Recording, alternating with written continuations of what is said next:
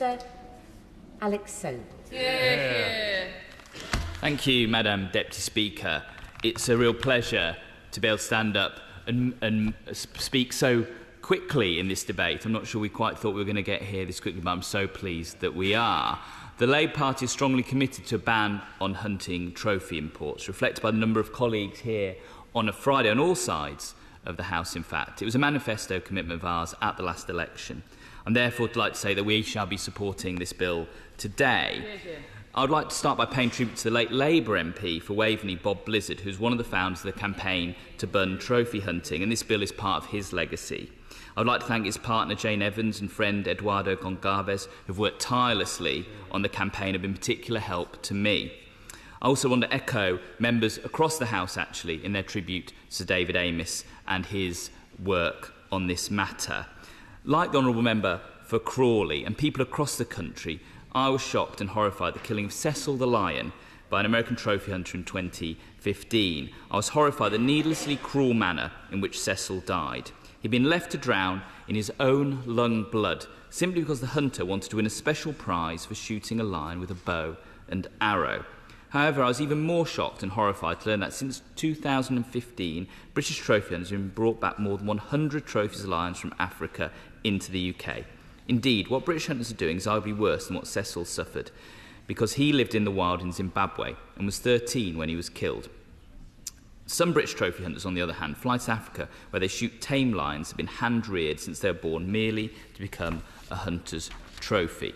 But it turns out the lions aren't the only African animals that British hunters are shooting. They're shooting trophies of many other threatened species in Africa and around the world. And all of this has happened since 2015, the year when the world supposedly woke up to the horror of trophy hunting, the year when we all thought the killing of Cecil would bring us to our senses and put an end to this horror story once and for all. How wrong we were. We consider ourselves a nation of animal lovers, and rightly so. However, the things that British trophy hunters do should shame us all.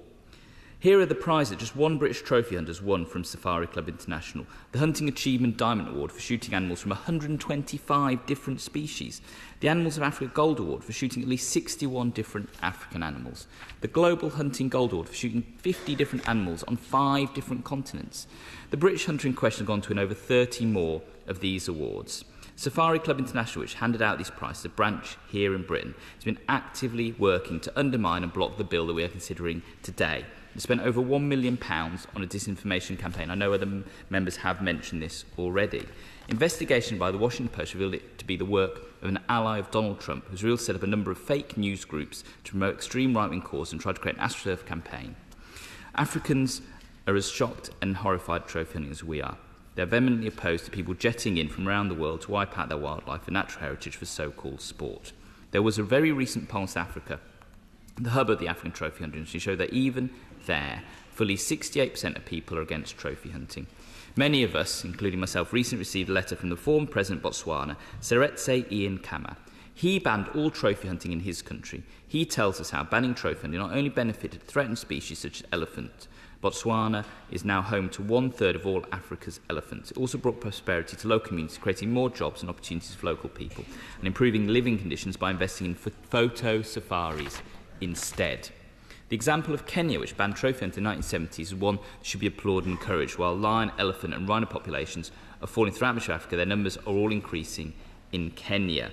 And it is of economic benefit to those people as well. We can just compare the conditions of the Kenyan Maasai with those of Tanzania next door, where trophy hunting is still legal, which includes 20,000 Tanzanian Maasai being homeless due to land clearance. It is time to act. We can say that it's wrong for British people to kill animals for pleasure and mementos. We can set an example. Writer and poet Benjamin Zephaniah perhaps put it best when he says, "We human beings have a responsibility to look after this planet and its animals. We need to put trophy hunting in the dustbin of history, along the slave trade, female infanticide and witch hunting." It's a pleasure to do so. I thank my honourable friend for giving way and welcome the passage of this bill, not least because I won't have to move my own bill on next Friday. But is there a danger that we might be slightly complacent, given how far advanced we are in the parliamentary calendar, that this bill will pass with overwhelming support in this House But the question is whether some of those elements that he's been describing may try and exercise delay in the other House. And has he sought any response from the Minister that the government will ensure that that doesn't happen, if necessary, creating extra parliamentary time in order to do so? I'd like to thank the Honourable Member for his intervention. I've had very fruitful discussions with the Minister, who I'm sure will respond to his point when she speaks. But I know that the Government are as keen as we are to see this trophy hunting bill on the statute books. This is not an issue of division between our parties. I'll just finish by finishing my quote from Benjamin Zephaniah, where he says, "Let's support the Hunting Trophies Import Prohibition Bill." And so I'd like to conclude and hope that we can get this bill through shortly. Thank you.